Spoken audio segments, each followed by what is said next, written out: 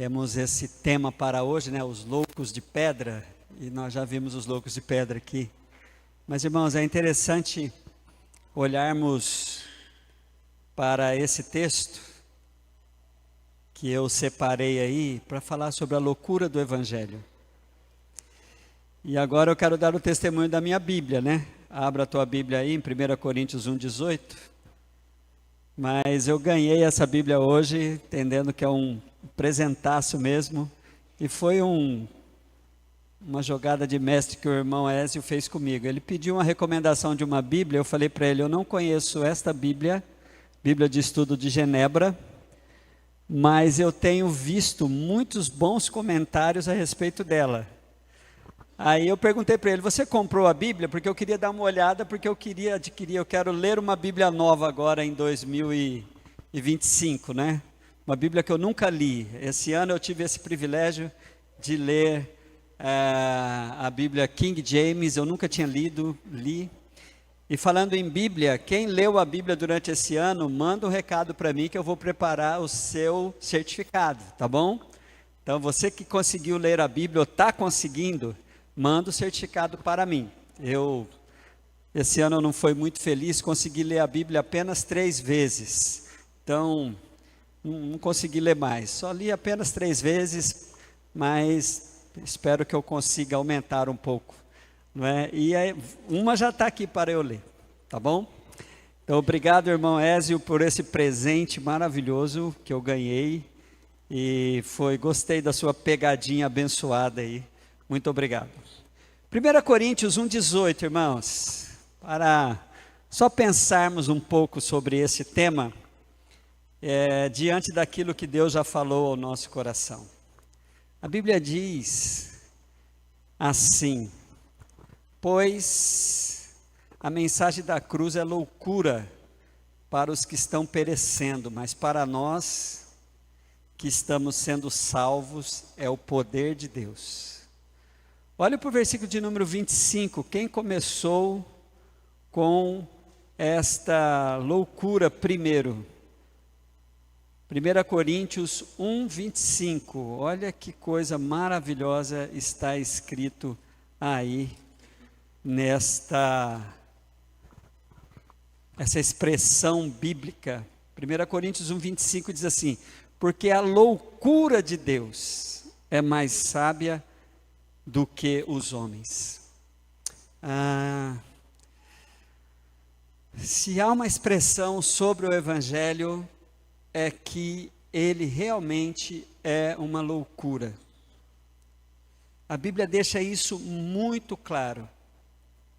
Ninguém jamais poderia imaginar, diante da perspectiva do que era a relação dos homens com os deuses, de que haveria um Deus na perspectiva, na visão panteísta de todos os homens, que haveria um Deus, dentro de tantos deuses que existisse, que viesse fazer o que o único Deus fez.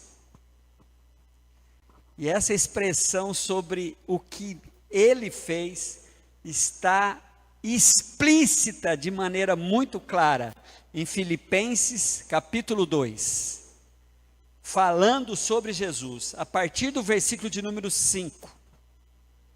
A Bíblia vai deixar claro assim, ainda nos desafiando a fazer o mesmo. Filipenses 2, de 5 a 11. Seja a atitude de vocês a mesma de Cristo. Amém, queridos? E a Bíblia vai dizer que, embora sendo Deus, não considerou ser igual a Deus. Era algo a que devia se apegar, mas esvaziou-se a si mesmo, vindo a ser servo, tornando semelhante aos homens, e sendo encontrado em forma humana, humilhou-se a si mesmo, e foi obediente até a morte, e morte de cruz. Por isso Deus o exaltou à mais alta posição, e lhe deu um nome que está acima de todo nome, para que ao nome de Jesus se dobre todos os joelhos, nos céus e na terra, e debaixo da terra, e toda língua confesse que Jesus Cristo é o Senhor, para a glória de Deus Pai. Vamos aplaudi-lo por isso, queridos? A expressão louco de pedra é uma gíria coloquial que se refere a uma pessoa que demonstra insanidade mental, toma algumas atitudes assim que a gente fala, essa pessoa é tão louco de pedra, né? Tem outra expressão, louco varrido, né? Mas Deus, de uma maneira pedindo licença aqui para ele, fez uma loucura extraordinária para nós. Por quê? Porque Deus teve um plano para o ser humano, mas o ser humano, recebendo uma outra loucura de Deus, que foi o direito de escolher se queria o plano de Deus ou não para si, o ser humano decidiu não querer o plano de Deus. Vai lá e peca, conforme nós conhecemos o relato de Gênesis 3. E esse pecado deixou o homem muito frágil, deixou o ser humano muito frágil, A primeira expressão que aparece na Bíblia é que ele teve vergonha.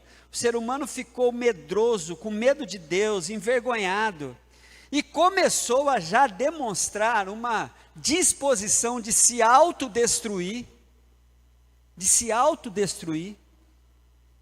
e também de destruir o seu semelhante.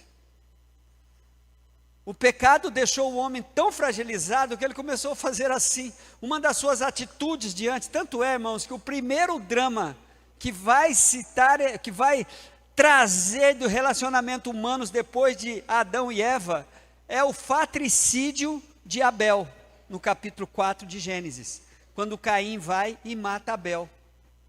Então o pecado deixou o homem assim muito exposto ao que ele começou a conhecer, que era a sua maldade interna. Então o homem, tome muito cuidado consigo mesmo, tá? Você tem uma disposição de se autodestruir. Você tem uma disposição de te fazer muito mal a si mesmo.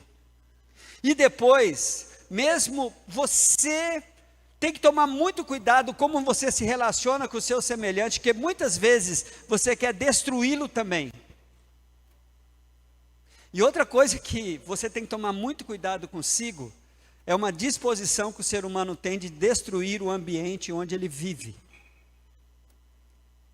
Por isso que Deus, vendo essa insanidade do homem, ele teve que tomar uma atitude que o Evangelho chama de loucura, que é o sacrifício de si mesmo, para que este homem, fragilizado pelo pecado, precisava então do Deus Todo-Poderoso sentir o que era esse homem. Foi por isso que Jesus tomou essa atitude que nós vemos aí, no versículo de número 7 do texto proposto de Filipenses. Esvaziou-se a si mesmo. Mas é impressionante, irmãos, veja só, somos frágeis, mas a fragilidade nossa não cria uma barreira para sermos obedientes a esse Deus. O próprio versículo de Filipenses 2:8 diz assim: e sendo encontrado em forma humana, humilhou-se a si mesmo, e foi obediente até a morte. A nossa fragilidade, a nossa disposição de autodestruição, de ferir o meu semelhante e de degradar o ambiente em que vivo, não me tira a capacidade de fazer o certo, se eu decidir fazer o certo, amém? Não estamos tão expostos assim ao pecado. O pecado está presente em nossas vidas, mas isso não me tira a capacidade de obedecer. Então não consigo obedecer. Se você decidir, você obedece. É interessante que Jesus vem, a loucura do Evangelho mostra Jesus sofrendo na mão dos seus algozes aquilo que atinge as áreas fundamentais de nossas vidas. Eu dei uma olhada no sacrifício sofrido por Cristo. Ele sofreu fisicamente, ele sofreu emocionalmente e ele sofreu espiritualmente. E aí, É interessante que Cristo, fazendo assim, ele deixa bem claro o quão frágil ele era, o quão atingível ele era. E a maldade do ser humano, irmãos, fez com que esse ser humano exagerasse no trato com Jesus, fizesse coisas que não eram necessárias, não precisavam daquilo. Por exemplo, as chibatadas, o bater em Cristo e o chicoteá-lo, que nem a Bíblia fala em João capítulo 19:1. Então Pilatos mandou açoitar Jesus, não precisava daquilo. A Bíblia vai dizer em Lucas 22:63, que os homens que estavam detendo Jesus começaram a zombar dele e a bater nele. Então ele sofreu chibatadas, tapas e murros que ferem rápido, mas que dói bastante. O Senhor também foi cuspido, ele sofreu cusparada. A Bíblia diz, então alguns lhe cuspiram no rosto e lhe deram murros, e outros lhe davam tapas. Sabe o que a cusparada traz? Uma humilhação, uma ofensa moral. Alguém que cospe em alguém está humilhando o alvo do seu cuspe. Jesus ali sofreu essa ofensa moral, essa humilhação. Outra coisa que fizeram com Jesus, e não precisava, a malignidade do ser humano, ela ultrapassa. Olha a capacidade que nós temos de algumas vezes sermos extremamente maus, a ponto de lembrarmos de que bate no nosso peito um coração enganoso e perverso. Outra coisa que fizeram com Jesus foi a coroa de espinho. A coroa de espinho, ela traz um simbolismo de um corpo estranho que está no nosso corpo. O espinho é um corpo estranho que entra no nosso corpo e que fere por mais tempo, trazendo dores, inflamação. Jesus então, a Bíblia diz que fizeram uma coroa de espinho, conforme diz Mateus capítulo 27, versículo 29, e colocaram nele, e zombaram dele, e cuspiram nele. Então, olha que ponto, por que a Bíblia diz que o Evangelho é loucura? Porque um Deus todo-poderoso decidiu vir aqui e sofrer tudo isso para nos deixar constrangidos com essa loucura.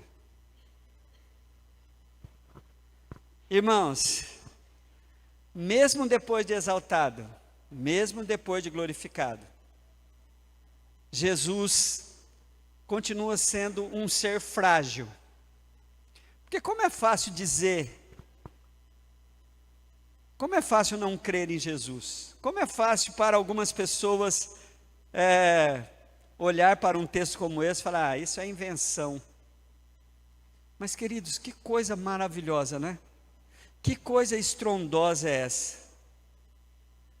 A fragilidade de Cristo colocou ele diante de um alvo, que é assim, se Cristo é frágil, o seu corpo é mais frágil ainda. E nós acabamos por sermos vítimas, por fazermos parte do corpo de Cristo, de continuarmos frágeis também. A igreja formada por pessoas como eu e você, que precisou inaugurar a sua nova vida com uma coisa chamada uma fé salvadora. A relação com esse Cristo fragilizado, com esse Cristo que é a loucura de Deus, a relação com Ele começa com uma fé que vai salvar o indivíduo. E essa salvação, ela só tem este pré-requisito, que se creia nele. É a fé salvadora. Essa fé salvadora leva você a uma fé comprometedora. A fé que você passa pelo processo de salvação, mas agora você se compromete com o seu Salvador. É por isso que Efésios capítulo 2, o versículo de número 8 vai dizer assim, olha comigo, pois vocês são salvos pela graça, por meio da fé, pronto. Isso não vem de vocês, é um dom de Deus. Você não fez nada por merecer, não por obras, para que ninguém se glorie. Então, não é pelo seu merecimento. Não é porque você não é esse indivíduo que se autodestrói. Você não tem feito nada contra o seu semelhante. E você é uma pessoa boa com o meio ambiente que você vive. Não, nada disso te faz digno da salvação. O que faz digno da salvação é a proposta dessa loucura de Deus. Quando chega aos seus ouvidos, você só consegue reagir assim: eu creio nisso. E não consigo deixar mais de crer. Esse dom de Deus eu quero para mim. Essa é a fé salvadora. Essa loucura do Evangelho. Essa coisa de um Deus morrer por mim, do seu sangue me purificar de todo o pecado. Mas aí vem depois do compromisso. Irmãos, não existe na loucura do Evangelho uma fé salvadora que não te leva a uma vida natural de viver o versículo 10 de Efésios 2. Que é, tudo isso Deus fez por você, para que isso aqui fosse instaurado na sua vida. Olha para o versículo 10 de Efésios. Porque somos criação de Deus, realizada em Cristo Jesus, agora olha a fé comprometedora, para as boas obras. Queridos, você não tem como fugir disso. A experiência que você teve de salvação levou você a ter uma postura diante dessa salvação, que é o próximo passo que você vai fazer, é cumprir o propósito que Deus tem para a sua vida, que é exatamente esse, os quais Deus preparou antemão para nós, para que nós as praticássemos. Cada um de nós, não tem ninguém aqui que está isento deste compromisso. Você não faz isso para ter a salvação, preste atenção nisso. A loucura do Evangelho é essa. Enquanto todas as religiões, inclusive no significado da palavra religião, que é da língua latina religare, são o homem tentando se ligar a Deus através dos seus esforços, e esses esforços estão ligados a cerimônias, boas obras, seguir doutrinas pré-fixadas para que você se torne digno. A Bíblia diz, nada disso te faz, mas te faz digno da salvação. Mas uma vez que a loucura do Evangelho foi apresentada para você, esse sacrifício de Cristo, essa loucura de Deus, escrita em 1 Coríntios 1:25, foi apresentada para você, algo aconteceu contigo, e agora você tem uma disposição de cumprir o propósito de Deus. Irmãos, o propósito de Deus é exatamente isso. Na onipotência e onisciência de Deus, todo ser humano aqui presente, até o recém-nascido que apresentamos aqui, a pessoa mais idosa presente nesse santuário, Deus tem um propósito específico para cada um. E uma capacitação dada por a outra expressão, que é uma loucura do Evangelho. Uma capacitação dada por Ele, quando Ele, ao habitar em nós, na pessoa do Espírito Santo, Ele nos capacita a cumprir o propósito. Por isso, é que o Evangelho é loucura mesmo. O Evangelho é loucura mesmo.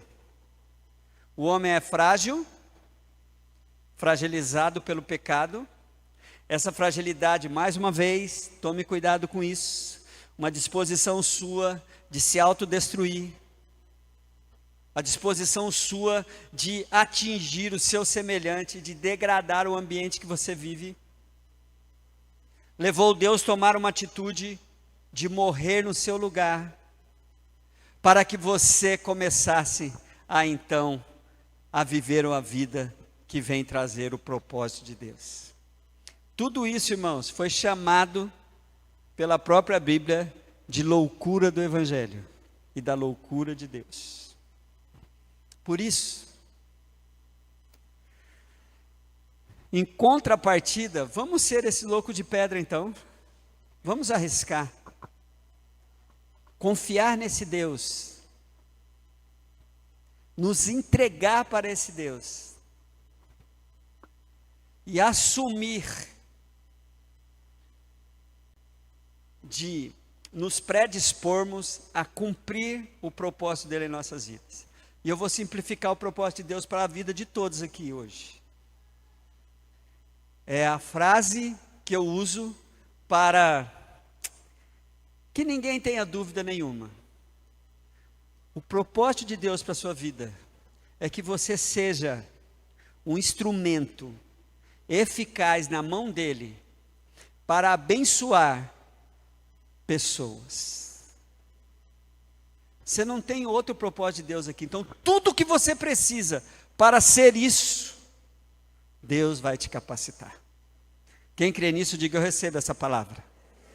Então, você que recebe essa palavra, fique em pé, para que nós possamos ser ministrado pelo louvor que vamos cantar aqui, mas depois orarmos, recebermos de Deus a disposição que cada um de nós vamos ter aqui, de viver o que a Bíblia fala sobre a loucura do Evangelho. Ora, pois a mensagem da cruz é loucura para os que estão perecendo, não para você, mas para nós, essa loucura é o poder de Deus.